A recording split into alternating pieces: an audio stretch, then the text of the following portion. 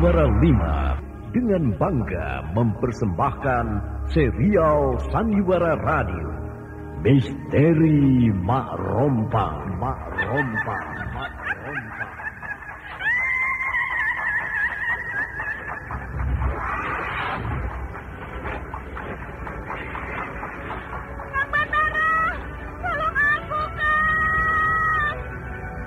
Cepat kemari, Wulan.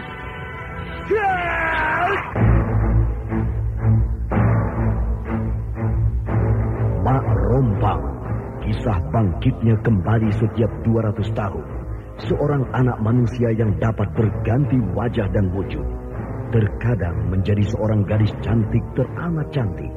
Terkadang menjadi seorang nenek tua renta buruk rupa yang selalu menimbulkan prahara dan malapetaka mengerikan bagi umat manusia.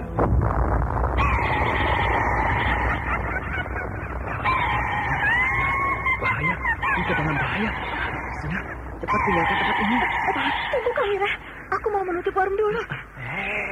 Jangan pikirkan warungmu, pikirkan nyawamu. Menjauh! Tuk Tunggal bilang menjauh.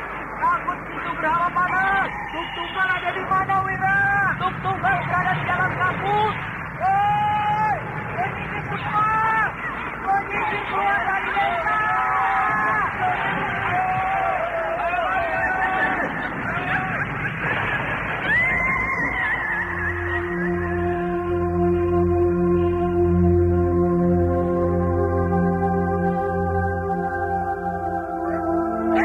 Kang Batara bicara sungguh-sungguh. Ya, karena saya mencintaimu, Wulandari. Mak Rompang diselingi pula tawaria penuh canda serta kisah cinta kasih yang penuh dengan liku-liku kehidupan dari dua insan manusia.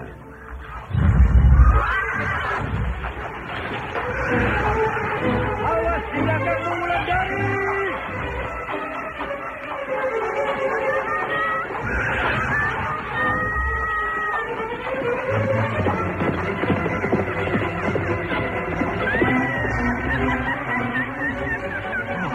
Celaka, Wulandari dibawa lari Mak Rompang.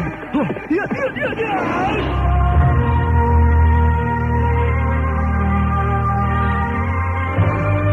Didukung artis-artis terkenal Ferry Fadli, Yvonne Rose, Anna Sambayon, dan sederet bintang-bintang terkenal lainnya.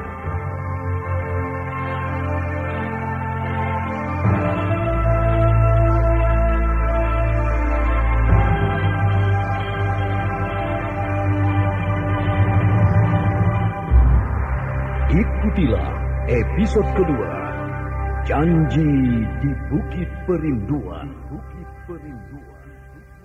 Bukit Perinduan. Apakah nenek bertemu dengan seorang gadis dalam perjalanan tadi? Gadis yang panjang rambutnya. Ya, Nek. Kalau begitu, pasti dia kekasihmu. Dia itu... Susulah dia sebelum kau kehilangan jejak. Ya, Nek. Terima kasih. Kenapa dia bilang Bukit Perinduan? Nek. Kemana perempuan tua itu?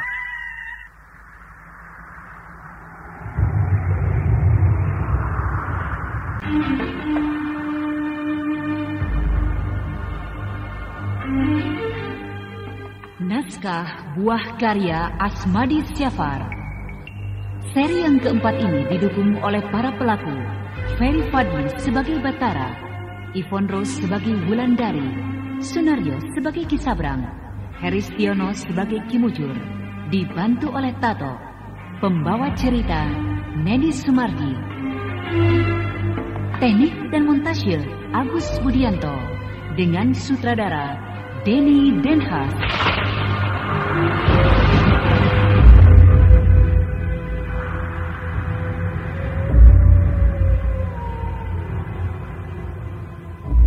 Pada kisah yang lalu diceritakan, pertemuan Batara dengan Wulandari sudah menjadi perhatian teman mereka yang bernama Tembong. Bahkan Kisabrang pun menaruh perhatian khusus pada Batara, karena laki-laki tua itu menganggap bahwa Batara adalah batu penghalang dalam usahanya memiliki Wulandari. Di samping itu, ada seorang gadis yang juga punya perhatian khusus pada Batara. Nama gadis itu adalah Kandini. Namun Kandini tidak mendapat perhatian apa-apa dari Batara, sehingga gadis itu menjadi penasaran. Di dalam suasana penasaran seperti itu, tiba-tiba saja Kandini mendengar suara seorang perempuan tua. Seolah-olah perempuan tua itu ingin menolong Kandini untuk merebut perhatian Batara.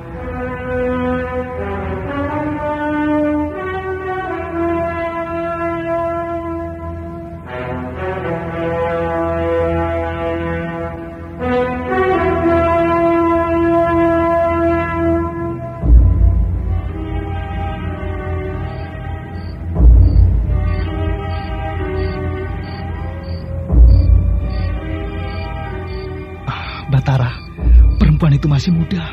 Kalau masih muda, kenapa? Ya, siapa tahu jadi jodohku. Apalagi kena cahaya obor di tangannya itu. Wajahnya sebentar terlihat, sebentar tidak. Membuatku penasaran. Seperti tidak ada lagi perempuan di desa ini. Semua gadis menolakku. Tidak ada yang memperhatikan aku selama ini. Itu karena kamu hidup tidak karuan, Mandita. Siang tidur, malam bangun. Seolah-olah kamu tidak ada semangat hidup, sehingga mereka tidak suka. Begitu kata mereka. Sudahlah. Mari kita jalan terus. Ayo.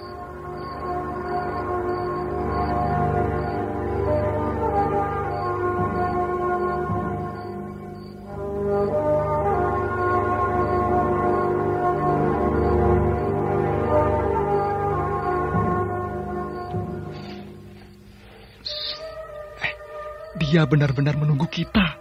Dia berhenti dekat pematang sawah itu. Mungkin. Kita sudah semakin dekat dengan dia. Iya. Nah, betul kan? Perempuan ini masih muda. Perempuan ini sudah tua.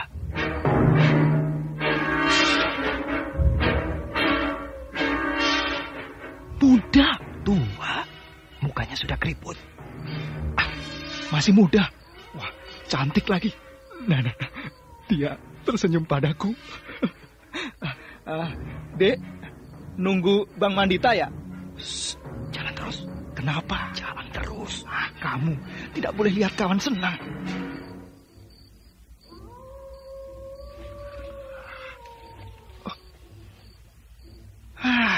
Hilang kesempatanku. Padahal dia senyum padaku tadi. Bagaimana kalau aku tunggu dia? Kasihan dia sendirian berjalan di tengah malam begini.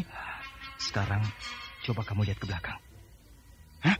Wah, kemana dia?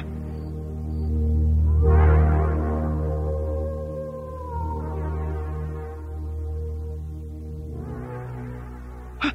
Wah, cahaya obor pun tidak ada. Jadi sebenarnya yang kita lihat tadi itu bukan manusia, Mandita. Perempuan cantik tadi betul-betul tidak ada. Yang ada di belakang kita hanya kegelapan malam.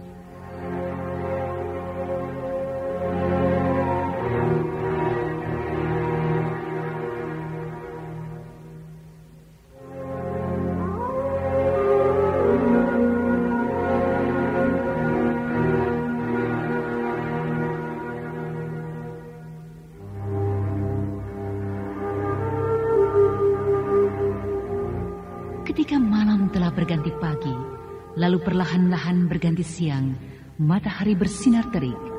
Namun angin semilir pegunungan menerpa sejuk, sehingga tidak terasa letih bila berjalan di siang hari. Begitu pula dengan Batara. Dia berjalan dengan langkah-langkah yang ringan sambil bersenandung kecil. Di pundaknya terdapat sepotong bambu, sedangkan di ujung bambu itu terikat sebuah buntelan kecil.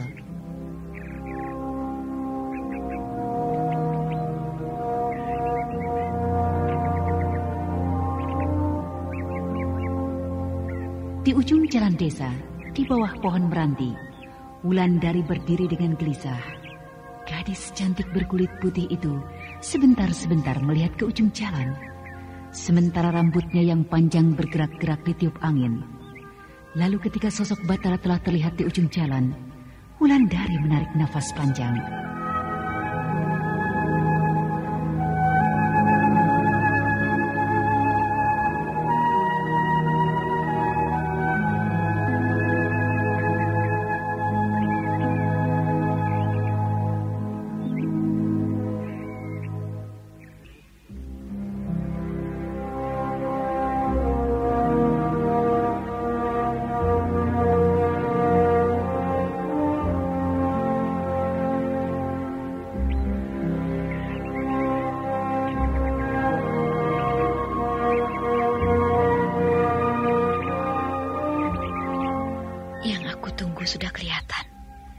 Dia pasti lewat di dekat pohon meranti ini. Lalu aku harus bilang apa kalau dia menyapaku? Apakah aku bilang sedang berteduh dari panas matahari? Padahal aku memang sengaja berdiri di sini menunggu dia. Tapi bagaimana kalau dia tahu bahwa aku menunggu dia? Apakah aku tidak malu? Apakah pantas seorang gadis menunggu seorang pemuda seperti yang aku lakukan ini? Semoga saja Kang Batara tidak tahu kalau aku menunggu dia di bawah pohon meranti ini. Kang Batara sudah semakin dekat. Aduh, dia memperhatikan aku. Aduh, Kang Batara sekarang berdiri di hadapanku. Dia memperhatikanku. Dia tersenyum. Aku harus berani bicara padanya. Wulan? Iya, Kang. Kamu dari sawah? Iya. Kang Batara membawa buntelan kecil. Pasti dia akan pergi jauh. Seperti yang aku dengar tadi malam ketika dia pamitan pada kakakku Mandita. Kang Batara mau pergi ya? Kamu tahu dari Mandita? Iya. Kang Batara mau kemana? Saya mau pergi ke rumah famili. Jauh? Iya, jauh. Di mana? Di lereng Gunung Raya.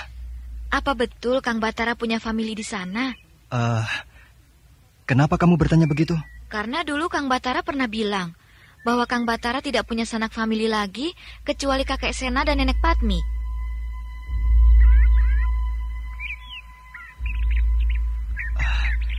Iya, saya memang tidak punya sanak famili kecuali kakek dan nenek.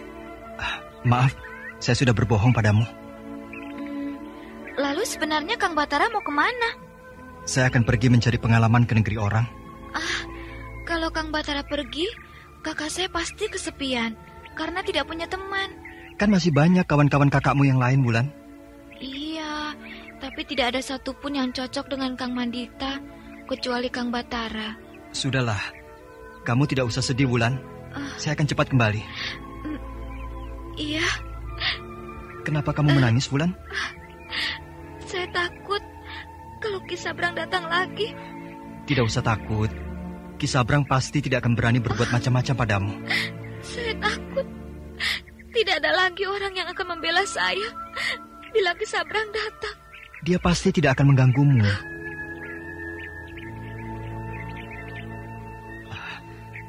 Wulandari, saya berangkat dulu ya. Salam saya untuk kakakmu. Iya, Kang.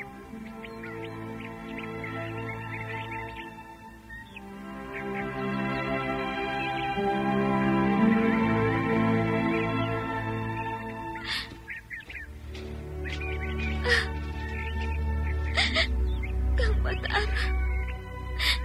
sebenarnya aku mencintaimu, Kang. Sejak pertama Kang Batara menolong aku ketika aku terjatuh di pematang sawah dulu. Tapi sayang, Kang Batara tidak pernah tahu perasaanku ini.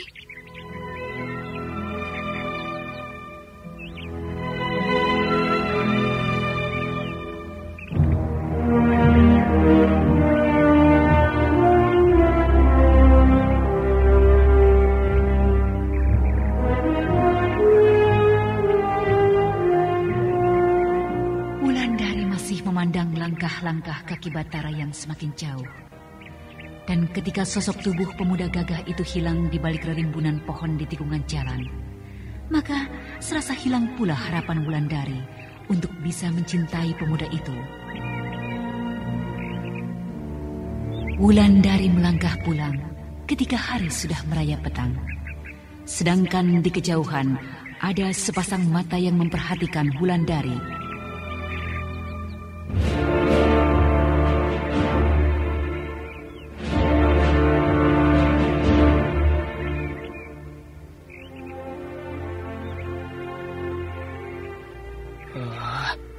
Pemuda itu lagi. Rupanya Wulandari sudah terpikat pada dia. Pemuda itu jadi batu penghalang. Aku tidak boleh kalah. Wulandari?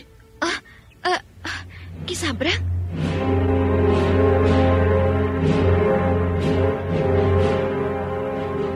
Dari mana kamu? Dari sawah, Ki. Sekarang mau kemana? Mau pulang, Ki. Maaf, saya duluan. Wulandari, tunggu sebentar. Dia tidak pedulikan aku. Bukankah yang duduk di pinggir jalan itu perempuan tua yang pernah aku lihat di rumah makan?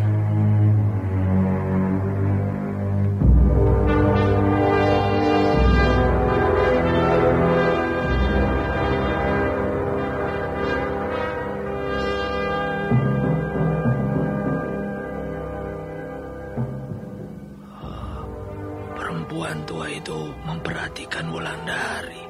Tapi kenapa Wulandari tidak melihatnya? Nah, sekarang perempuan tua itu melihat ke arahku. Dia memandangku dengan tajam. Wajahnya sangat lesu sekali. Sekarang dia berdiri. Aneh. Seolah-olah dia tidak punya tenaga untuk melangkahkan kakinya. Aduh, dia terjatuh. Hilang. Perempuan tua itu hilang.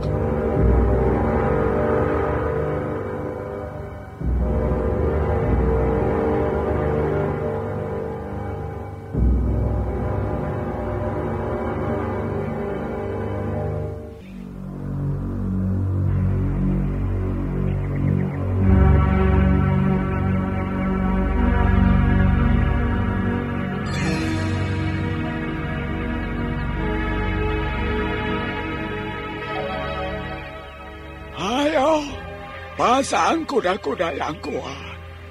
Dengan tenaga penuh tendang lurus ke depan. Mulai.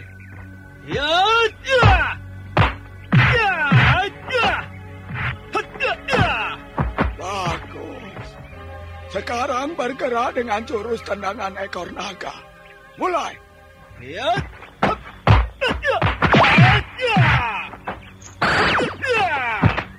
Berhenti. Gerakan ini harus berputar cepat, Batara. Tendangan kaki kanan yang kamu lepaskan harus tendangan berputar. Baik, Ki Mujur. Siap. Mulai.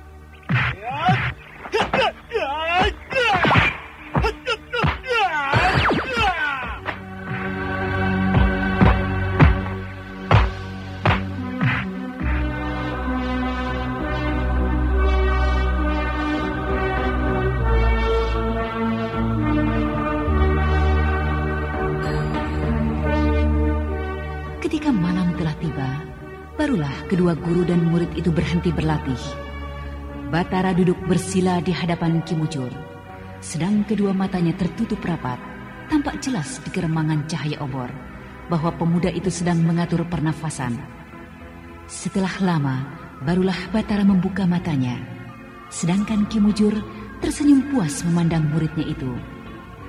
Angin malam terasa menusuk tulang, tapi tubuh Batara terlihat basah oleh keringat. Tubuh pemuda tanggung itu tampak mulai berisi.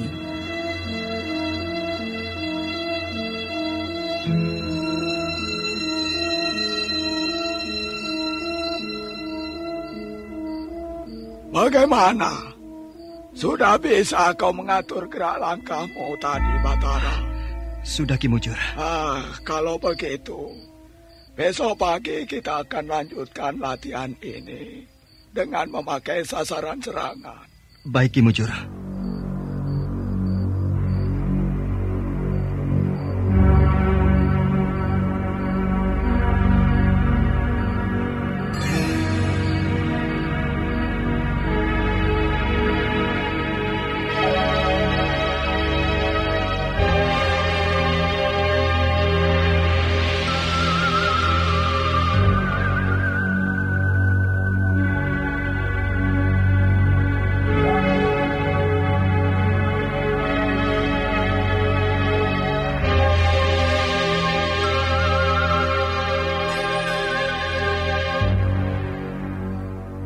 Bagaimana kabar kakek dan nenekmu? Baik, Ki. Mereka kirim salam untuk Ki Mujur, walau mereka belum kenal dengan Ki Mujur. Terima kasih, Batara. Lalu bagaimana keadaan di desamu? Baik-baik saja, Ki. Hanya ada sebuah kejadian aneh yang saya alami. Kejadian apa itu, Batara? Saya pernah berjalan bersama seorang kawan saya pada malam hari, Ki. Di tengah jalan kami berdua melihat seorang perempuan berdiri memegang obor di tangan kanannya. Namun anehnya, kawan saya itu melihat bahwa perempuan itu muda dan sangat cantik. Sedangkan saya melihat perempuan itu sudah tua, bahkan sangat tua sekali. Karena tuanya, rasanya perempuan itu hampir... tidak bisa berdiri. Betul, Ki. Perempuan tua itu hampir-hampir tidak bisa berdiri. Dia, Batara. Kau telah bertemu dengan dia. Siapa, Ki? Mak Rompang.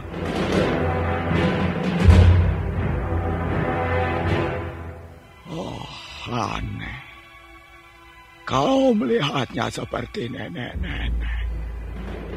Sedangkan kawanmu melihatnya seperti perempuan cantik.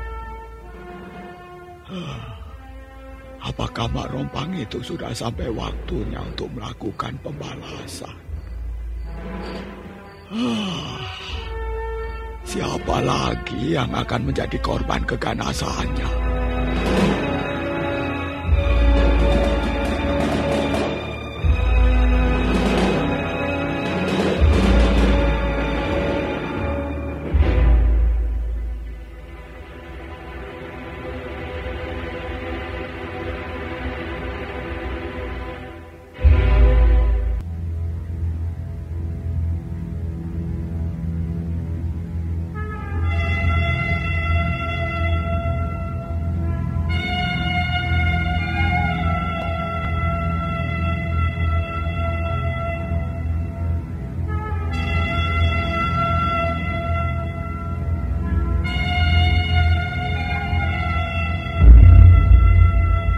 Laki-laki tua itu tampak cemas mendengar cerita dari muridnya. Ki Mujur merasa bahwa bencana dari Mak Rompang akan segera tiba di desa Lubuk Mentilin. Nah, saudara pendengar, bagaimanakah kisah ini selanjutnya? Untuk mengetahui jawabannya, ikutilah lanjutan cerita ini pada seri berikutnya.